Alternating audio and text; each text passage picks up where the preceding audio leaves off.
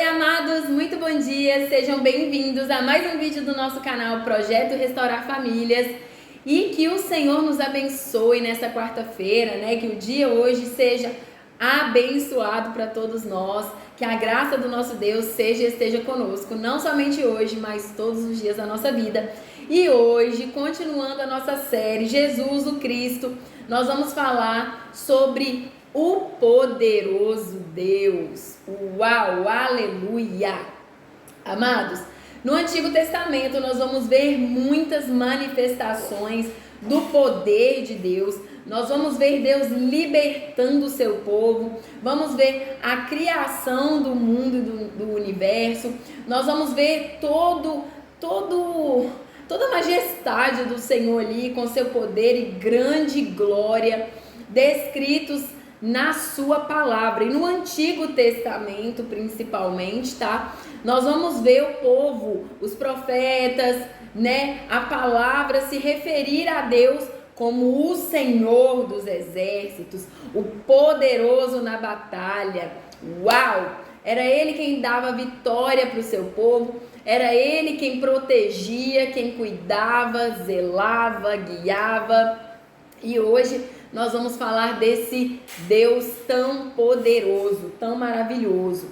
E assim, amados, lá no livro de Isaías, que é o livro que nós estamos estudando, que é o nosso livro base, aí, capítulo 9, versículos 6 e 7, vai chamar Deus de o poderoso Deus, Jesus, o Filho que nasceria para libertar e salvar o povo, é chamado ali no terceiro atributo, eu acho que eu posso dizer assim, como o poderoso Deus.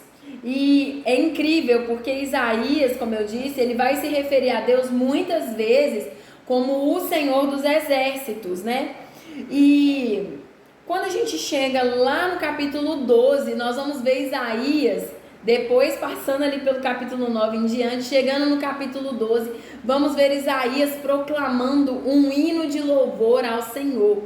E nesse hino de louvor, ele vai chamar o Senhor por um outro nome. Vamos ler agora Isaías capítulo 12, dos versículos 1 ao 6, e a palavra vai dizer assim: E naquele dia tu dirás: Ó Senhor, eu te louvo. Embora tu estivesses furioso comigo, tua ira está desviada e tu me confortaste. Eis que Deus é minha salvação. Eu confiarei e não temerei, porque o Senhor Jeová é minha força e minha canção. Ele também tornou-se a minha salvação. Portanto, com alegria vós tirareis água dos poços da salvação. E naquele dia vós direis: Louvai ao Senhor, invocai seu nome, declarai os seus feitos entre o povo e fazei menção de que o seu nome é exaltado. Cantai ao Senhor, porque ele tem feito coisas excelentes. Isto é conhecido em toda a terra. Clame e exulte, tu, habitante de Sião, porque grande é o santo de Israel no meio de ti. Uau, amados, olha que lindo. Na verdade, aqui Isaías está profetizando também através de um hino de louvor, Ele já está declarando a salvação aqui através desse hino e já está agradecendo ao Senhor antes mesmo de acontecer. Amados, isso é fé. Isso é fé.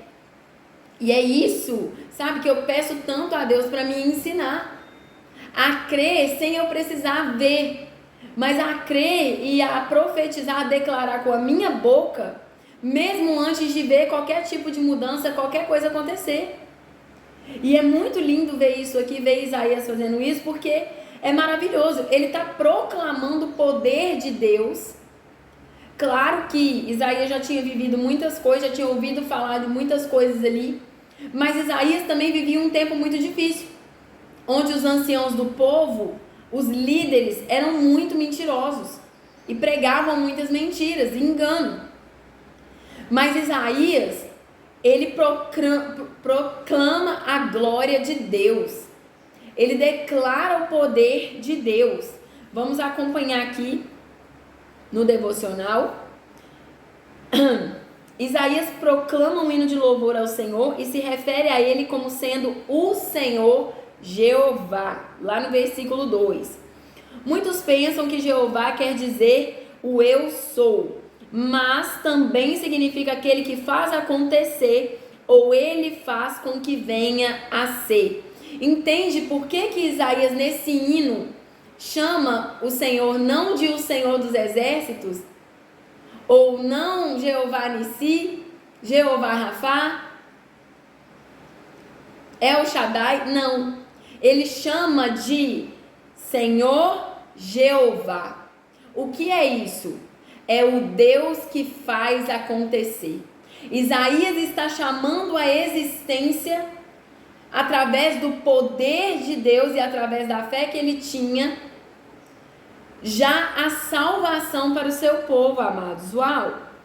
Deus é aquele que traz à existência todas as coisas através do seu poder infinito e imensurável.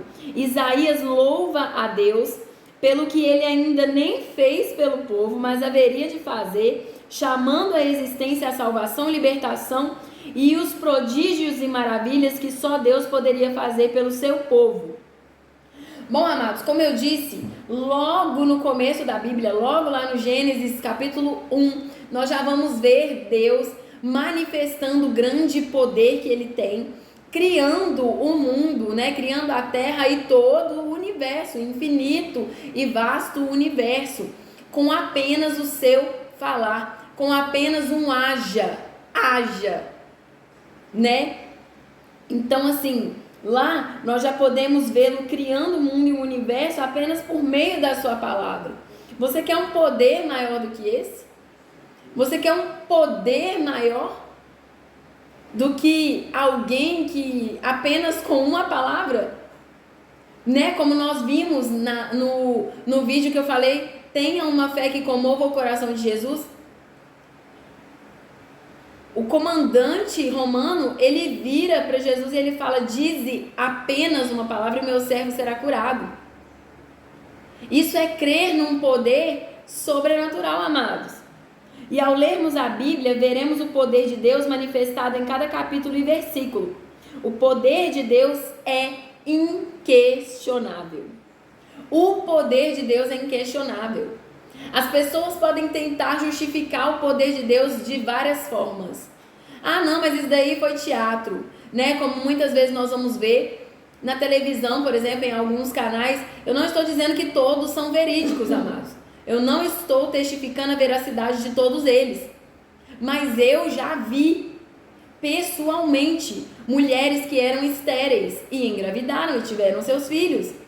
Eu já vi pessoas que eram enfermas e completamente doentes sendo curadas de enfermidades que poderiam levar à morte. De doenças que o meu sogro mesmo, amados. O meu sogro, ele foi diagnosticado com câncer já num estado de metástase. E meu sogro foi curado do câncer. Então, assim, são coisas que nós vamos vendo ao longo da vida que só o poder de Deus.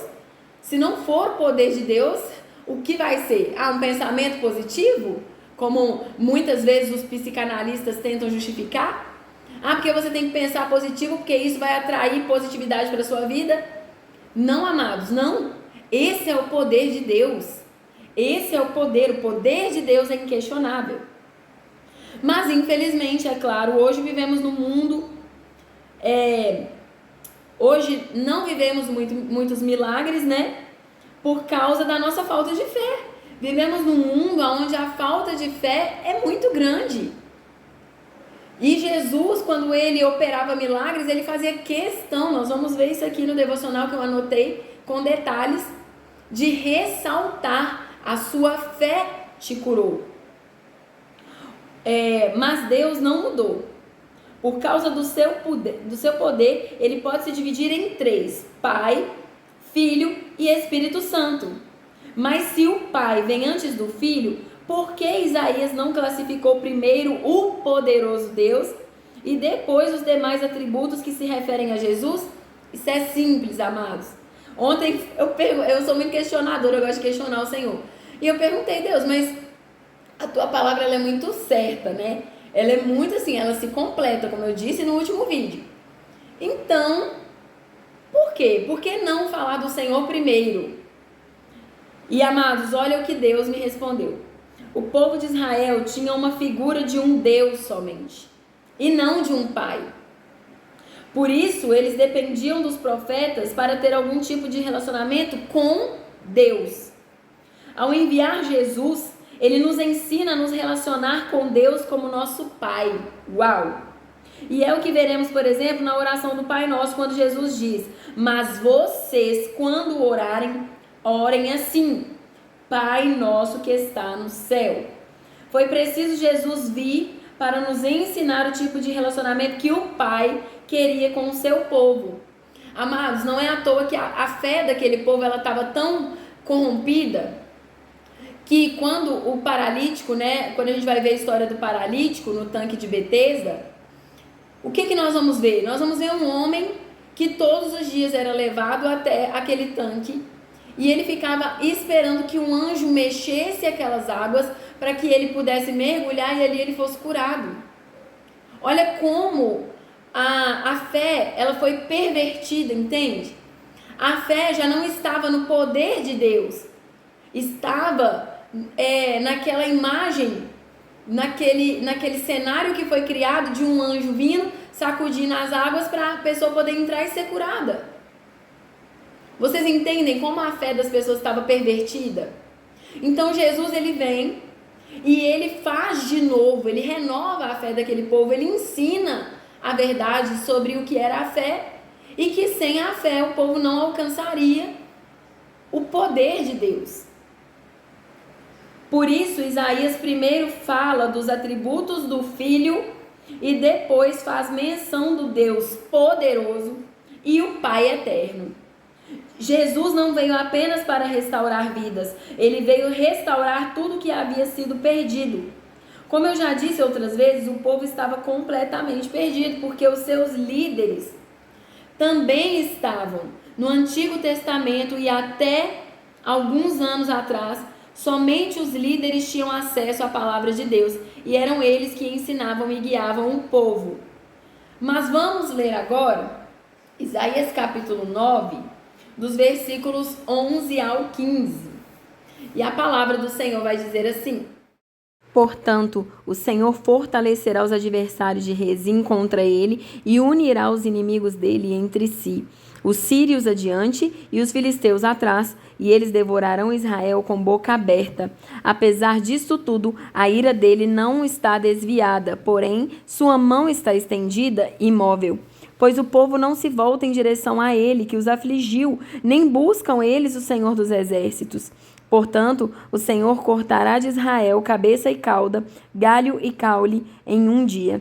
O ancião e honrado, ele é a cabeça, e o profeta que ensina mentiras, ele é a cauda, porque os líderes deste povo os fazem errar, e os que são guiados por eles são destruídos.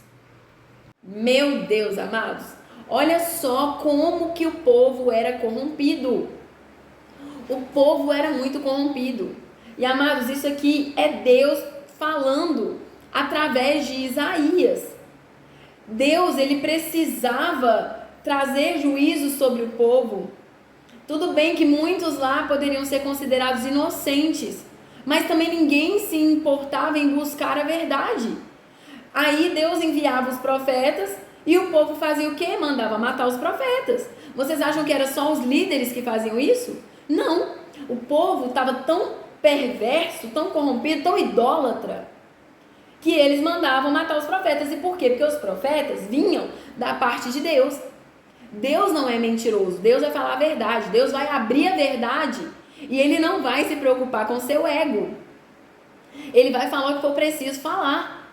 E Isaías, ele realmente, quando ele diz para Deus, eis-me aqui, envia-me a mim, ele colocou a sua vida totalmente entregue ao altar do Senhor. E ele fez a vontade de Deus pregando exatamente o que Deus falaria. Você acha que Isaías, não, Deus, eu não vou falar isso porque o povo vai me matar, o povo vai achar isso. Não. Isaías pregou exatamente aquilo que Deus colocou na boca dele para ele poder falar. E ele condena, Deus condena, não só no livro de Isaías, mas no Velho Testamento inteiro praticamente, Deus condena a liderança, os líderes, os mais antigos, os anciãos, aqueles que deveriam ensinar os mandamentos do Senhor para as próximas gerações, para gerações futuras. E Deus condena as atitudes desses homens. Por quê? Porque eles mentiam, enganavam o povo, guiavam o povo para que eles fossem destruídos. Os líderes não queriam que o povo chegasse à verdade. Os líderes não queriam que o povo conhecesse a Deus. Afinal, como eles poderiam enriquecer? Como eles poderiam chegar onde eles chegaram? Com tamanha altivez e soberba, né? Então os líderes eram mentirosos, soberbos e egoístas e guiavam o povo através de seus pecados. Eles não tinham comunhão com o Deus poderoso. No Novo Testamento, porém, após Jesus ter restaurado a paternidade divina nos corações do povo, vemos versículos que proclamam o poder de Deus em vários aspectos. Por exemplo, vemos em Efésios 3:20 Paulo dizer que há aquele que é poderoso para fazer tudo muito mais abundantemente, além daquilo que pedimos ou pensamos, segundo o poder que em nós opera. Paulo está dizendo que, primeiro, o poder de Deus está além da nossa imaginação. O poder de Deus, ele é inimaginável. Mas também diz que este poder opera em nós. Não era só Isaías que reconhecia o poder de Deus, mas vemos também no Salmo 24:8, o salmista louvando o Senhor por seu poder e majestade, e ele diz: quem é este Rei da glória? O Senhor forte e poderoso, o Senhor poderoso nas batalhas. E Jeremias 32:17 também declara: ah, Senhor Deus, eis que tu fizeste os céus e a terra com o teu grande poder e com o teu braço estendido. Não há nada que te seja impossível. Ai, Alessandra, mas no Antigo Testamento era mais fácil. As pessoas viviam coisas muito sobrenaturais que hoje nós não vivemos, como eu disse. Hoje não vivemos porque nós não cremos no poder que Deus tem. Mas a partir do momento nós negligenciamos, amados. Negligenciamos o poder. Essa é a verdade. Ou por medo. Por medo. Mas como vocês podem ver, Paulo mesmo vai dizer, e ele garante isso. E ele garante isso porque ele fala da boca para fora? Não, ele garante porque ele viveu. Ele garante porque ele viu acontecer no meio da igreja. Lembra quando eles estavam ceando e Paulo estava pregando e já era mais de meia-noite e um jovem que se assentava à janela adormeceu e caiu do terceiro andar? Ele estava morto. Mas Paulo chega lá, olha para o jovem e diz: não se preocupem, não temam, ele apenas dorme. E aquele jovem volta à vida. Quer algo maior do que isso? E o que aconteceu com Safira e Ananias? E o que aconteceu com eles? Isso tudo foi no Novo Testamento. Eles mentiram, tentaram enganar um apóstolo do Senhor, tentaram mentir para o Espírito Santo. E o juízo de Deus veio sobre eles. Nós vemos o poder de Deus se manifestando de várias e várias formas, amados. Para crermos de fato no que Deus pode fazer, é preciso conhecer e entender esse poder. Afinal, o mesmo poder habita em nós através do Espírito Santo. Jesus, quando vem, chega para um povo doente, desanimado, descrente e totalmente ferido. E o que ele faz? Ele cura, ele reintegra, ele inclui, ele faz por eles uma restauração completa, deixando clara a necessidade da fé, ou seja, de tudo que poderia morrer, a fé jamais poderia morrer. Amados, Deus, ele é muito, muito perfeito. Ontem eu comentei com minha tia que na quinta-feira da semana passada eu fui fazer um exame de endoscopia. E quando eu entrei na sala, do bloco cirúrgico, tinha um menininho de 8 anos, mais ou menos, eu acredito que seja, e ele estava chorando muito, deitado numa maca, e tinha um senhor com ele lá. E eu fiquei muito sem graça de perguntar o que ele tinha, né? Fiquei sem graça. Mas aí ele chorava, e esse senhor tentava acalmar ele, dava celular para ele, tentava de tudo, sabe? E aí entrou uma enfermeira e a enfermeira perguntou alguma coisa para ele que eu não entendi muito bem, mas ele começou a falar com a enfermeira que eles já estavam lá há 3 dias aguardando que saísse uma cirurgia para a criança. E aí ele pegou e começou a contar o que tinha acontecido. Ele contou que um cachorro do vizinho dele tentou atacar a criança e ele era avô desse menino. E na hora, no momento ali que o cachorro veio pra cima dele, com tudo, a filha dele, a mãe da criança, abraçou a criança. Só que nesse momento os dois caíram e a criança caiu no meio-fio, com o fêmur no meio-fio e quebrou o fêmur, amados. E essa criança já estava lá há 3 dias deitada na maca, aguardando pela cirurgia. E na história, né, ali, o avô dele contando o que tinha acontecido, ele pegou e falou assim, a enfermeira falou alguma coisa com ele, né, com a criança, e ele falou assim, ele é surdo, mudo e autista. Amados, na hora que ele falou isso, eu falei, Senhor, eu vou orar por ele? Não aceito isso, vou orar e o Senhor vai curar em nome de Jesus, uai. Jesus não falou que nós faremos obras maiores? Cadê? Ele curou surdos, mudos. Uai, o que é isso daí pra ele? Não é nada. Amados, na hora que eu ia levantar da cadeira pra orar, não, é melhor não, né, Deus? É melhor não, porque vai que eu vou orar e eu não tenho fé o suficiente pra orar. E aí eu vou envergonhar o seu nome, Senhor, não vou não. Eu não vou. E aí, amados, eu comentei com a minha tia sobre isso. E me bateu uma tristeza maior ainda do que eu já estava sentindo, por não ter orado pelaquela criança. Meu Deus, às vezes Deus me colocou ali justamente para fazer isso. Mas o medo foi maior do que a fé. E eu peguei e comentei com minha tia, sabe? E saí da casa da minha tia pedindo perdão a Deus. Senhor, me perdoa, Senhor. Na próxima vez que o Senhor me der a oportunidade de ajudar alguém, eu não vou me recusar, independente da circunstância, eu vou ajudar. E aí, amados, na hora que eu tava orando e saí andando, que eu tava indo na escola das minhas filhas buscar o uniforme delas lá, eu vi uma sombrinha mexendo assim no chão, aí eu já ia pisar, amados. Aí na hora que eu vi a sombra mexer, eu pulei com o pé assim, sabe, até sair trupicando lá. Aí eu voltei e olhei, era um passarinho, amados, um filhote de passarinho que tinha caído. O ninho era muito alto, era no topo do poste lá, na porta da escola das meninas. Eu falei, meu Deus do céu, se eu quase pisei nesse passarinho, na hora que os meninos saírem da escola, eles vão pisotear, ele vai morrer pisoteado. E a mãe dele, amados, voava para um lado e para o outro e piava de um lado para o outro. Mas não tinha onde eu colocar eles, Se eu colocasse na arvorezinha que tinha lá, ele ia cair de novo e alguém ia pisotear ele. Porque passam muitas pessoas lá. Só, amados, que quando eu era criança, eu fui atacada por uns galos de briga que minha tia criava lá no lote, quando eu morava com minha mãe, né? E desde então, eu tomei trauma de galinha, de tudo que tem bico. E o medo de pegar o passarinho. Aí eu peguei assim com o meu celular bem devagarinho assim, fui por debaixo dele, aí ele pulou pra cima do celular, aí eu peguei e coloquei ele na minha blusa, porque eu tava com medo dele me bicar, né, gente? Nossa Deus do céu, ó, pra você ver, um filhotinho.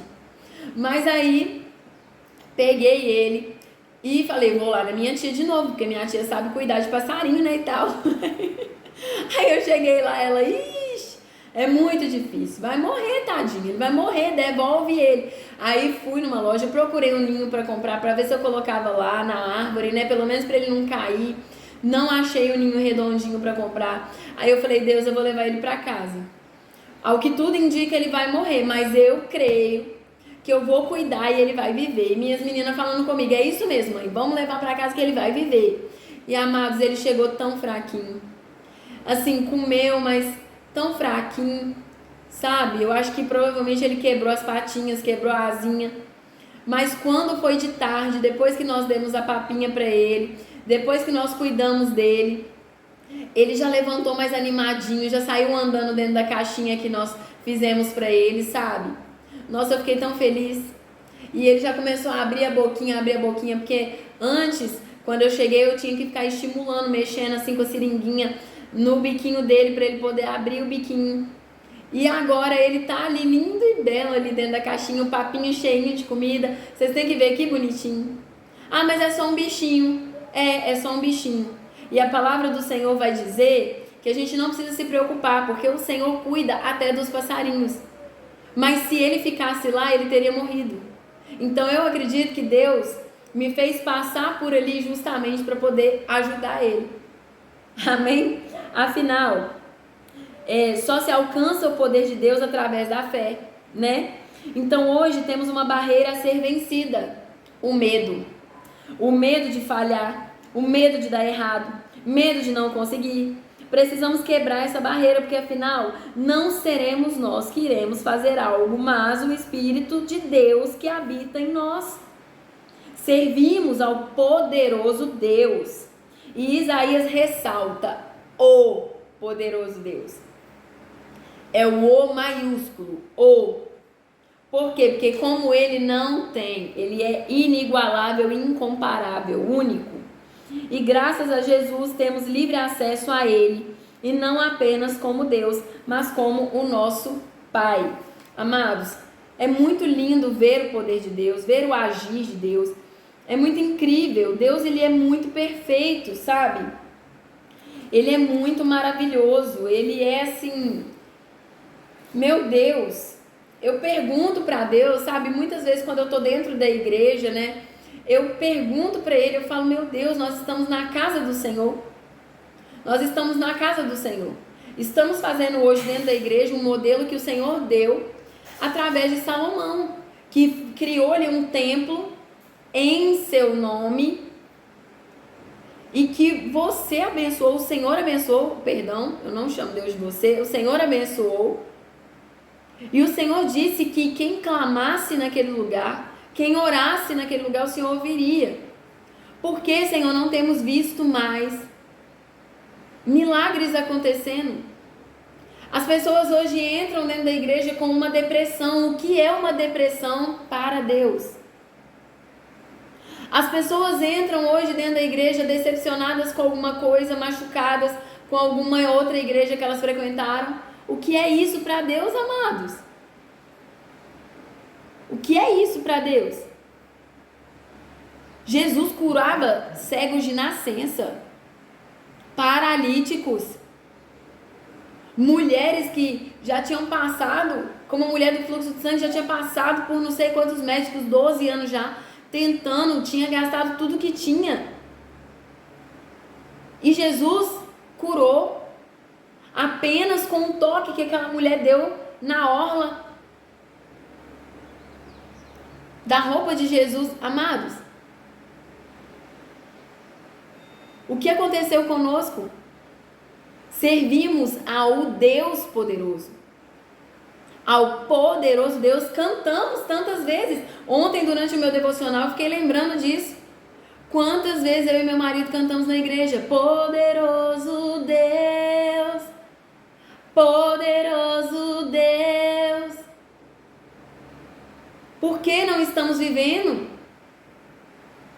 os prodígios? Por que não estamos vendo mais essas maravilhas?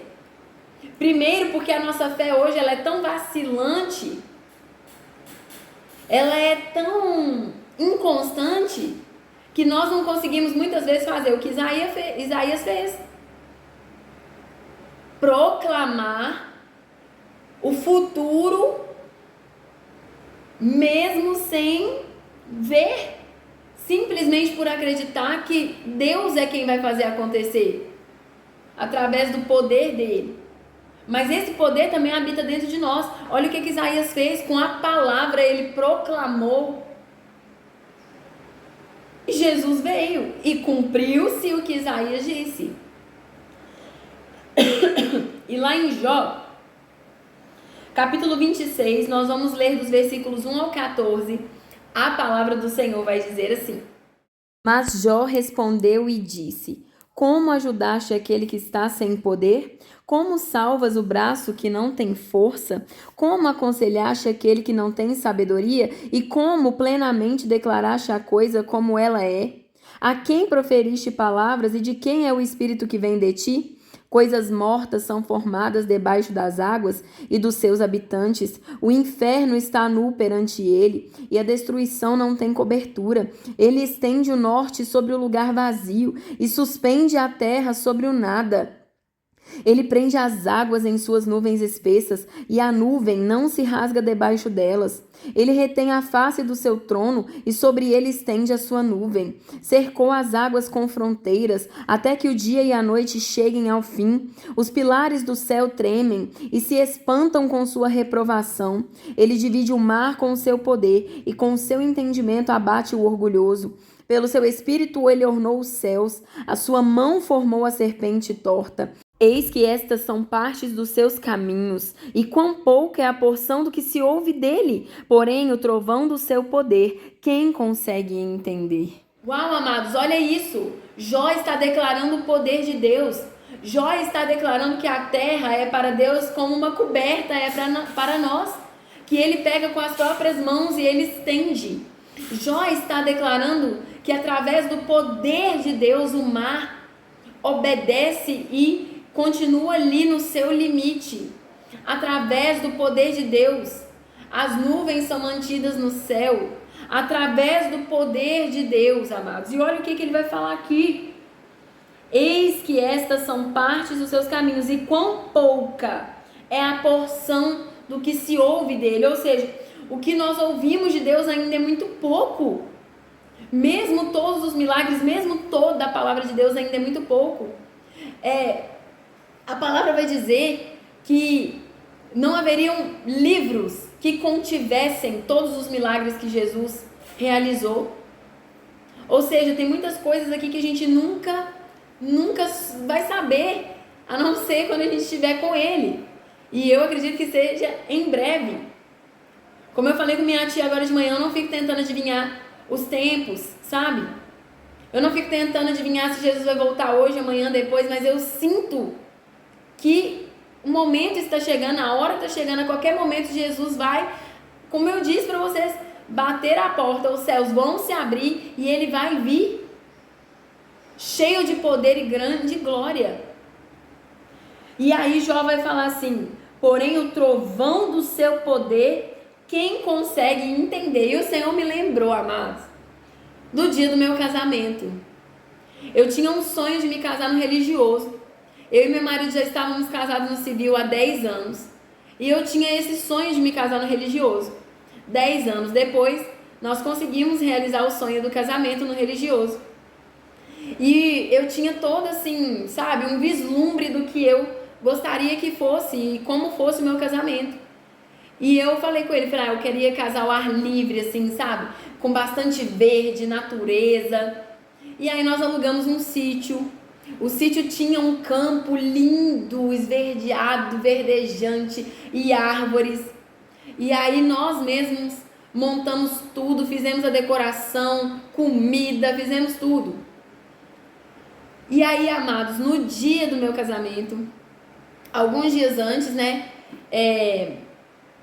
Assim, nós casamos em fevereiro e alguns dias antes tava chovendo muito. E eu falei, meu Deus, será que vai chover no dia do meu casamento, Senhor? Será que eu não vou conseguir realizar esse sonho depois de 10 anos? E aí, amados, no dia do meu casamento mesmo, eu acordei bem cedo para poder fazer minha unha. E aí, quando eu abri a janela do sítio, porque a gente dormiu lá de um dia para o outro, tava aquele céu azul maravilhoso, um sol, nossa, perfeito. Aí eu fiz a minha unha, corri, eu e meu marido já começamos a fazer a decoração lá, preparamos tudo, colocamos as cadeiras todas no lugar. Só que, quando deu por volta ali, o casamento estava marcado para as 4 horas. Aí a maquiadora chegou por volta de 2h30, mais ou menos 3 horas.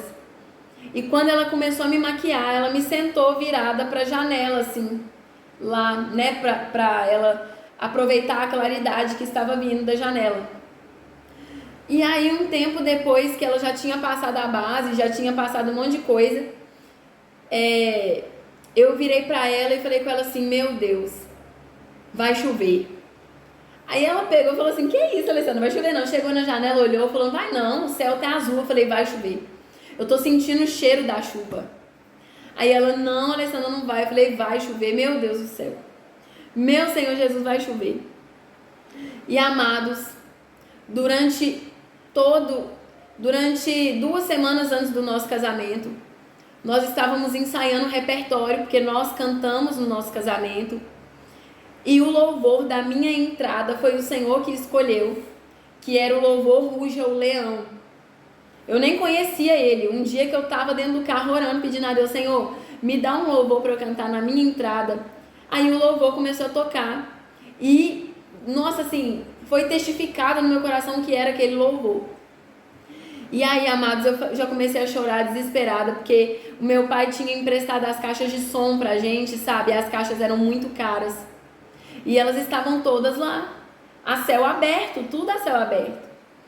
E aí eu já comecei a chorar, preocupada, e a menina, não chora, vai tirar a maquiagem, e eu chorando. Daí a pouco aparece o Rodrigo, gente, sem brincadeira, uns 5 minutos depois, apareceu o Rodrigo batendo na porta e falando assim, pode ficar tranquila, nós já tiramos tudo de lá e levamos para um lugar coberto. Não, amados, aí eu chorei, falei, Senhor, não vou realizar meu sonho depois de 10 anos, Senhor, e chorei. E aí, amados, nisso eu fui orando ali, falando com Deus, e a maquiadora lá sem saber o que fazer, né, tentando me acalmar. Amados, foi quando Deus falou comigo, e eu ouvi o som de um trovão, e o Senhor falou assim, você não vai cantar que ruja o leão? Então agora escuta o leão rugir. E na hora que deu o trovão, nossa, eu arrepio só de lembrar. Na hora que deu o trovão, tudo passou dentro de mim, sabe? Toda aquela agonia, aquele desespero passou. E a maquiadora olhou assim pra minha cara e ela falou assim, o que aconteceu? Eu falei, Deus falou comigo. E eu comecei a sorrir, fiquei feliz de novo. Aí ela falou, Alessandra, eu fiquei boba de ver. No final do casamento, ela falou que ela ficou boba de ver como que eu mudei depois do trovão. Como que eu mudei? Eu tava desesperada e do nada abriu um sorriso no meu rosto que eu não conseguia explicar, amados. A maquiadora nem ia ficar, ela ia embora, ela acabou ficando lá, porque ela ficou chocada. E na hora que eu estava me preparando para descer, deu outro trovão. E eu comecei a glorificar o nome do Senhor. E aí, amados, eu desci toda sorridente, toda feliz. Quando eu cheguei lá embaixo, que eu olhei, vocês acreditam que o casamento ficou mais bonito lá debaixo da tenda, toda suja que tinha lá no sítio, mas ficou lindo, ficou maravilhoso. Deus fez algo muito maior e melhor por mim. Nós precisamos aprender a confiar mais no poder de Deus, na sabedoria de Deus. Como Jó vai falar assim, como aconselhaste aquele que não tem sabedoria e como plenamente declaraste a coisa como ela é. Ninguém explica Deus, ninguém explica a sabedoria de Deus. Esse é o nosso Deus, o Deus poderoso. O poderoso Deus, como diz Isaías. E amanhã nós vamos falar de mais um atributo que é o Pai eterno, como nós falamos hoje. Jesus, ele veio restaurar a paternidade que havia sido perdida. O povo entendia que Deus só falaria através de um escolhido, só falaria através de um profeta. Nós vemos muito isso hoje ainda na igreja católica. Eu não sei, acredito que já tenha melhorado bastante, mas na minha época de catolicismo, só o padre podia ler a Bíblia. Ninguém mais tinha acesso, era só ele. E a minha avó me ensinava assim, o padre é um escolhido. Ele tem a revelação do Espírito Santo, nós não. Nós não temos, nós somos meros mortais. Não estou falando mal e nem julgando, tá? Eu estou falando que acontecia, não sei se ainda acontece. Hoje nós temos acesso à palavra. E nós vemos que a revelação do Espírito é para aqueles que creem. É para aqueles que creem. Jesus vem restaurar a paternidade, mostrando ao povo que eles não precisavam esperar que alguém fizesse por eles aquilo que eles precisavam fazer. E amanhã nós vamos falar sobre esse pai, que não é um pai qualquer, mas um pai eterno. Amém? Ó, Deus abençoe vocês então. Até o vídeo de amanhã, se Deus quiser. Mais um vídeo da nossa série Jesus, o Cristo.